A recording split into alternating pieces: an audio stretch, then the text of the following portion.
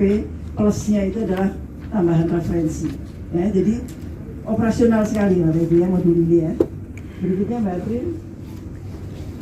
Ya, saya kira ini konsep modul ajar. Saya kira bahwa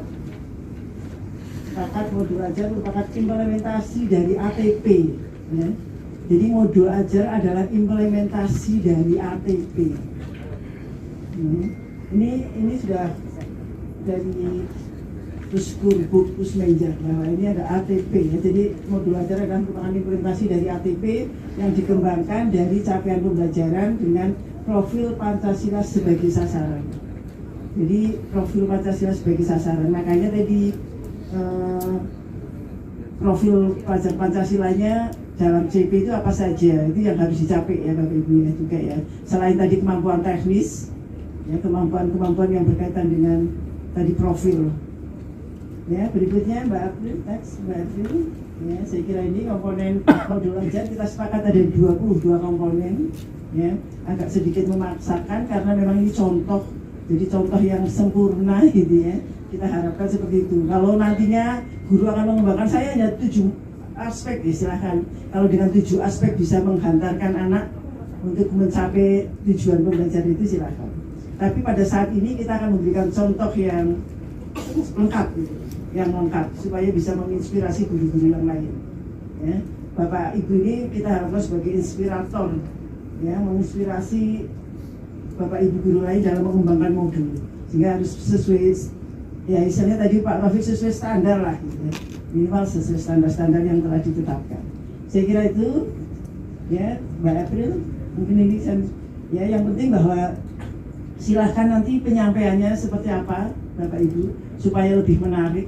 Ya, sehingga yang perlu kita sepakati bersama yang pertama adalah bahwa itu esensial, ya, pemahaman konsep dan setiap mata pelajaran melalui pengalaman belajar dan lintas disiplin. Ya, kita sepakat bahwa di SMK juga 70% adalah muatannya adalah keterampilan, ya, keterampilan dalam ini adalah hard skill dan soft skillnya, ya, sehingga penguatan keterampilan saya kira perlu ditekankan di sini, ya, esensial. Kemudian menarik, sehingga silakan nanti dalam penampilan modulnya seperti apa, menarik mungkin dalam tata letaknya gitu, biasanya kan kaitannya ini ya. Yang satu dengan yang lain kita tidak harus seperti ini, gitu. Tapi yang penting bahwa ada kaidah yang menarik lah gitu ya. Kemudian relevan dan kontekstual. Kontekstual ini memang kita tidak bisa maksakan, makanya tadi jumlah jam silakan, walaupun judul elemennya sama, jumlah jamnya bisa berbeda, ya, bahannya juga bisa berbeda-beda, bahan-bahannya karena kontekstual dengan sumber daya yang ada, ya saya kira itu. Dan ini Bapak Ibu sebagai contoh kontekstual sebetulnya, ya, jadi sama judulnya disusun oleh ibu dengan oleh bapak sama bisa beda gitu, bisa beda karena memang berbeda. Kemudian berkesinambungan, saya kira keterkaitan alur kegiatan pembelajaran sesuai dengan fase ya, sesuai dengan fase pembelajaran. Saya kira itu. Berikutnya Mbak April, ya, saya kira itu ya, saya kira kita lewatin udah paham Bapak Ibu. Kemudian tadi pertama identitas ya, saya kira identitas sampai bisa 9 ini ada nama penyusun, ada jenjang, ada kelas, ada alokasi waktu, jumlah pertemuan, kata kuncinya atau materi pokoknya apa, kemudian kode perangkat, ini nanti ada sepakatan dengan QSK, jumlah peserta didiknya, mudanya. Kenapa jumlah peserta didik juga dicantumkan ini? Karena berkaitan tadi dalam mengelola belajar, tadi kaitannya dengan sarana prasarana, kaitannya dengan mungkin nanti strateginya seperti itu. Kemudian profil pelajar Pancasila, saya kira harus kita cantumkan profil pelajar Pancasila yang akan bisa dibentuk apa di dalam pembelajaran dalam tujuan pembelajaran 1 atau 2 atau modul 1, modul 2-nya. Ya, saya kira itu. Kemudian berikutnya Mbak April, tujuan pembelajarannya sepakat ada minimal 2 ya. Kompetensi dan konten atau tambah juga variasi, tapi minimal 2. Kalau di Pusmenja itu minimal 2. Kalau kita dulu ada ABCD ya, ada 4 ya, sekarang nggak apa-apa, ini 2. lebih sederhana. Ya.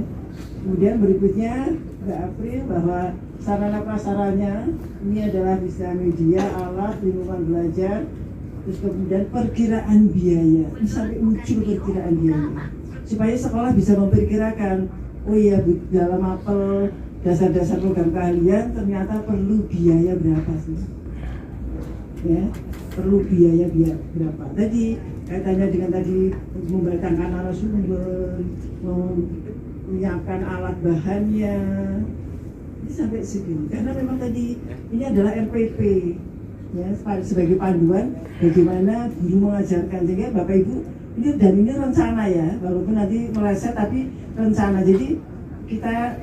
Jadi ada suatu statement yang diangkat oleh ahli bahwa kita akan bisa sukses dalam melakukan sesuatu kegiatan itu bisa dilihat dari perencanaannya. Perencanaan itu sudah megang 60%. Jadi kalau perencanaannya bagus, detail, terbaca, tergambar dengan detail, alurnya pas, ini 60% sudah di tangan keberhasilannya.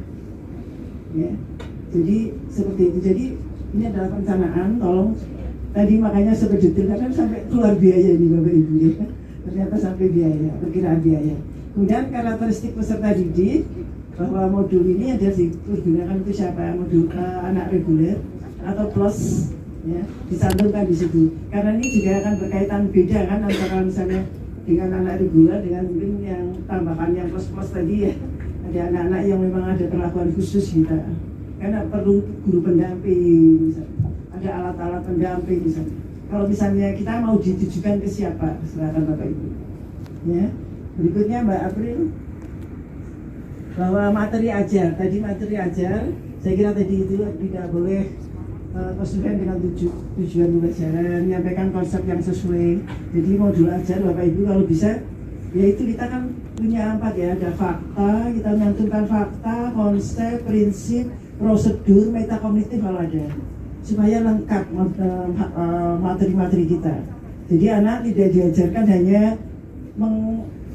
mengenal terlalu hanya fakta itu, ya, atau mungkin hanya prosedur itu, tapi konsepnya juga mesti harus itu, ya harus pas ya, harus betul juga konsep-konsep itu. Bahkan kalau bisa sampai metakognitif luar biasa.